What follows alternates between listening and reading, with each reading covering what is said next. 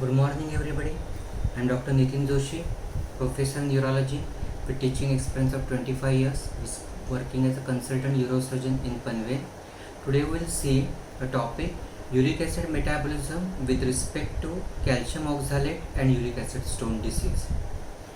Calcium oxalate stones are the most commonly encountered stones in clinical practice, while uric acid calculi account for 8 to 10% of all the renal stones in the clinical practice. Hyperuricuria is the documented well-known etiological factor in the pathogenesis of both hyperuricosuric calcium oxalate stone disease and the hyperuricosuric uric acid stone disease. However, the pathophysiology of hyperuricosuric calcium oxalate stone disease or hyperuricosuric uric acid stone disease depends intimately on urine pH. Hyperuricosuria is defined as the process of excretion of more than 600 mg of uric acid in urine per day. This hyperuricosuria is of two types, that is hyperuricemic hyperuricosuria or hypouricemic hyperuricosuria. Uric acid is the end product of the nucleic acid metabolism, to be specific, the purine catabolism in human being. These nucleic acids are RNA and DNA. RNA is present in the cytoplasm of cell, while DNA is present in the nucleus of the cell. These nucleic acids, RNA and DNA, are polymers of nucleotides. Each nucleotide is composed of three smaller chemical compounds, namely pentose sugar, nitrogen containing base, and 1 to 3 phosphate groups. The pentose sugar is a sugar which contains 5 carbon atoms and it is of two types, that is the ribose sugar and deoxyribose sugar. Ribose sugar is a pentose sugar present in RNA, while deoxyribose sugar is a pentose sugar which is present in DNA. While the nitrogen containing bases in RNA and DNA are of two types, namely purines and pyrimidines. Purines are of two types, that is adenine and guanine, while pyrimidines are of three types, that is cytosine, thymine, uracil. But the RNA and DNA both contains same, that is adenine and guanine, these two common purines. Nucleoside is a combination of the nitrogen containing base, that is purine or pyrimidine, and sugar, which is ribose or deoxyribose, while nucleotide is a phosphoric ester of the nucleoside.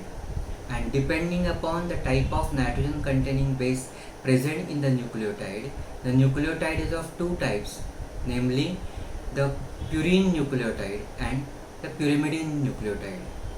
Also, this purine nucleotide, depending upon presence of type of sugar, that is ribose sugar or deoxyribose sugar, these purine nucleotides are of two types, and that is ribonucleotide or deoxyribonucleotide. Now these nucleotides which are formed, if they contain only one phosphate group, they are called as lower nucleotides. But when they are phosphorylated, then they will have two or more nucleotides, and then they are called as higher nucleotides. Now the lower nucleotides in case of adenine and guanine in RNA and DNA are the adenosine monophosphate in RNA, corresponding DAMP in DNA, then guanosine monophosphate or GMP in RNA, while DGMP in DNA. Now the higher forms of AMP is adenosine ADP, that is adenosine monophosphate is phosphorylated to form ADP. ADP is further phosphorylated to form ATP. GMP is phosphorylated to GDP. GDP is phosphorylated to GTP, and so these are ATP and typically the GTP. These are the higher nucleotides which are present in RNA and DNA. Now we'll see the catabolism of the purines. Just as the excess proteins cannot be stored in the human body, similarly the excess nucleic acids cannot be stored in human body. That is, nucleic acid is in constant state of dynamic. Hence the nucleic acid and hence the purines are being continuously synthesized from their constituent molecules and broken down back into their constituent molecules. In short, the free purines are being continuously recycled, and these recycling take place due to the enzyme hypoxanthine guanine phosphoribosyl transferase HPRT. Now the free nucleotides are formed because of catabolism of the RNA and DNA. That is, RNA is present in cytoplasm, DNA is present in the nucleus, and so whenever there is cellular turnover or tissue turnover or tissue catabolism, then there is formation of the free nucleic acids. Also, free nucleic acids is formed due to the digestion of nucleoproteins present in the diet, which are absorbed by intestine. These free nucleic acid then carried by blood to liver. In liver, these free nucleic acid, that is adenine and guanine, are catabolized in series of reaction to form uric acid. Uric acid can be further catabolized in certain animals due to presence of enzyme uricase into allantoic acid. In human being, the hepatocytes of liver do not show presence of enzyme uricase. Thus, uric acid is the end product of purine catabolism in human being. Now we will see the alanine catabolism. In case of catabolism of alanine and its nucleoside adenosine or its nucleotide adenosine monophosphate, initially they undergo the deamination process, that is removal of amino group, and they initially form an intermediate compound hypoxanthine. This intermediate compound hypoxanthine is then degraded by enzyme xanthine oxidase into the final common degradation product called xanthine. That is, in case of catabolism of adenine, adenosine and adenosine monophosphate, what happens? The adenine is subjected to deamination by alanine deaminase to form hypoxanthine, while nucleoside, that is adenosine, is subjected to deamination to form inosine, while the nucleotide adenosine monophosphate is subjected to the deamination to form inosine monophosphate. This inosine monophosphate is actually formed even in case of purine anabolism. That is, this inosine monophosphate in purine anabolism forms a parent compound from which the adenine and the guanine nucleotides are later formed. In catabolism process, this inosine monophosphate then undergoes hydrolysis to form the inosine. Then inosine gets catabolized to form hypoxanthine. So, in short, adenine or adenosine monophosphate during catabolism, when subjected to deamination, ultimately forms intermediate compound hypoxanthine. This intermediate compound hypoxanthine is then further catabolized by enzyme xanthine oxidase in liver to form the final degradation product called xanthine. In case of catabolism of the guanine and its nucleoside guanosine and its nucleotide guanosine monophosphate, actually initially there is hydrolysis, that is nucleotide gets converted into nucleoside, that is guanosine monophosphate get converted into guanosine. Guanosine on hydrolysis gets converted into guanine, and finally the guanine undergoes deamination, that is removal of amino group, to form the final degradation product, that is intermediate compound hypoxanthine is not formed. The guanine undergoes deamination to form directly the common degradation product, and that is xanthine. So the common degradation product in both adenine and guanine is xanthine. This xanthine is further catabolized in liver by enzyme xanthine oxidase to form uric acid. The normal uric acid level of blood is 2 to 6 mg/%. with average value of the normal uric acid in males is 4.5 milligram percent, while normal serum uric acid level in females is 3.5 milligram percent. The increased uric acid level of blood is called as hyperuricemia, and it is one of the condition of hyperuricemic hyperuricosuria, which is the etiological factor in the pathogenesis of calcium oxalate stone as well as hyperuricemic uric acid stone disease. Now the causes of hyperuricemia is classified as one, diet, that is excess ingestion of diet containing purines, that is non-vegetarian diet, that is red meat and liver or shellfish. Then the certain dals like rajma, then masoor dal as well as kala chana, certain vegetables like mushroom, cauliflower or brinjal. Next, that is the primary hyperuricemia. In this condition, these are actually the congenital defects where there is the defect in the purine anabolism, where there is excess formation due to the partial or complete deficiency of enzyme hypoxanthine guanine phosphoribosyltransferase transferase enzyme, that is HPRT. If it is a complete, that is called as the Lichtenhein syndrome. And second, where there is congenital increased activity in the cell of phosphoribosyl pyrophosphate synthetase. We'll see this in anabolism. Now next, that is secondary hyperuricemia. There are two causes of secondary hyperuricemia, that is increased nucleic acid catabolism or turnover, and second, there is a decreased excretion of uric acid by kidney in renal failure. Now we have seen that the nucleic acid RNA and DNA are present in the cytoplasm and the nucleus of the cell respectively.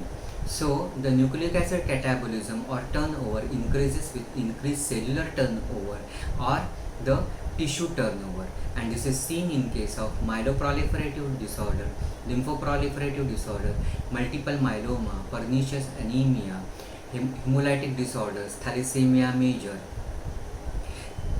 secondary polycythemia, pernicious anemia, various malignancies or the treatment of malignancy like radiotherapy, chemotherapy, all result into increased catabolism of the cell. Secondary cause is also whenever there is decreased excretion of uric acid by kidney in renal failure. The nitrogen containing substances like proteins and the nucleic acid, when undergo catabolism, there is formation of non-volatile waste products such as ammonia, urea, creatinine, uric acid and nitrates, which has to be excreted by kidney in urine. Whenever there is deterioration of the renal function, there is decreased glomerular filtration rate, which is most important renal function. When there is decreased glomerular filtration, the nitrogen substances which are dissolved in plasma, namely the urea, creatinine, uric acid, they are normally filtered at level of glomerulus. Because of decreased glomerular filtration, there will be decreased filtration. Uric acid has the largest molecular size as compared to urea and creatinine, and so whenever there is decreased glomerular filtration rate, first to increase in the blood is uric acid, then is the urea, and then is the creatinine. And so rise in the serum uric acid level is the first indicator of deterioration of renal function. Now we'll come to the uric acid anabolism. In human being, even there is purine anabolism is possible because of the recycling of the free purines with the help of hypoxanthine guanine phosphoribosyltransferase transferase enzyme. The purine anabolism also takes place in liver. In short, liver is the site of purine anabolism and purine catabolism. In the process of purine anabolism, the first compound to be formed in the liver is PRPP, that is phosphoribosyl pyrophosphate, with the help of enzyme pyrophosphate ribosyl pyrophosphate synthetase, PRPP synthetase, phosphoribosyl pyrophosphate synthetase, where there is phosphorylation of ribose 5-phosphate with magnesium ion with ATP in presence of PRPP synthetase, where this ribose 5-phosphate get converted into PRPP, that is phosphoribosyl pyrophosphate. This PRPP then combines with or reacts with amino acid glutamine, and amino acid glutamine we have seen that is the most common transport form of ammonia.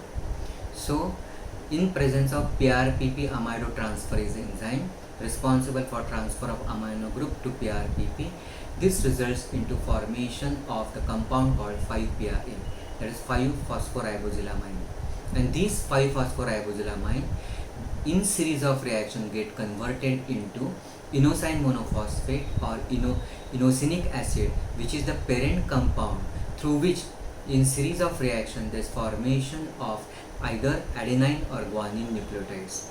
That is, there is formation of adenosine monophosphate or guanosine monophosphate. These adenosine monophosphate and guanosine monophosphate are lower nucleotides. They are further phosphorylated in presence of ATP to form higher nucleotides, and that is the ATP and JTP. These higher nucleotides are present in RNA and DNA, and so once these higher nucleotides are formed, they are responsible for sending the negative feedback mechanism or message to the enzymes involved in the biosynthesis of purines. That is, as these nucleotides are formed, they inhibit the enzyme phosphoribosyl pyrophosphate synthetase, as well as they inhibit the enzyme PRPP amidotransferase. As a result, they prevent the unchecked, uncontrolled purine synthesis. But whenever there is partial or complete deficiency of hypoxanthine guanine phosphoribosyl transferase enzyme, what happens? That whatever is the free purines which are formed in the catabolism of the RNA and DNA, or free purines which are formed due to the digestion of nucleoproteins in the diet, these free purines are not been recycled or not been utilized. Since they are not utilized, they accumulated, and since they are not diverted toward anabolism, they get diverted toward catabolism, that is increased uric acid synthesis, hence hyperuricemia and hyperuricosuria. Also, whenever there is synthesis of the nucleotides by recycling of the intermediate compounds like the free purines which are formed, then these nucleotides are responsible for sending inhibitory input to PRPP synthetase. If there is no nucleotide synthesis from free purines, there is no negative information sent to the PRPP synthetase, resulting into unchecked, uncontrolled activity of PRPP synthetase. Hence, there is increased formation of PRPP.